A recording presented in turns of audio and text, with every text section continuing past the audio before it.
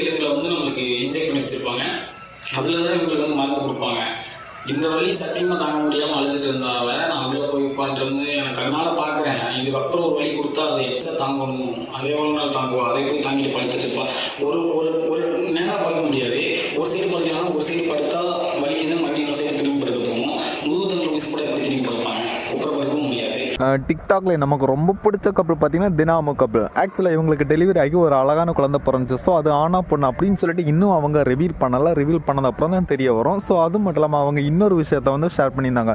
இவங்களுக்கு delivery normal டெலிவரியா இல்லை சி செக்ஷன் அப்படின்னு சொல்லிட்டு அவங்க ஷேர் பண்ணியிருந்தாங்க. ஸோ அது என்னன்னு பார்த்தீங்கன்னா, இவங்களுக்கு ஹாஸ்பிட்டலில் அட்மிட் பண்ணது அப்புறம் இவங்க கடைசி சுச்சுவேஷன் வரைக்கும் இவங்க சி செக்ஷன் அப்படின்னு தான் சொல்லி ரொம்பவே பயமுறுத்திட்டாங்க ஹாஸ்பிட்டல்லேருந்து. ஸோ இவங்களும் ரொம்ப பயப்பட்டாங்க. அதுக்கப்புறம் இவங்க கடைசியாக ஒரு வழியாக நார்மல் டெலிவரி அப்படின்னு சொல்லிட்டு சொன்னது அப்புறம் தான் ஒரு மூச்சே வந்துட்டு அப்படின்னு சொல்லிட்டு இவங்க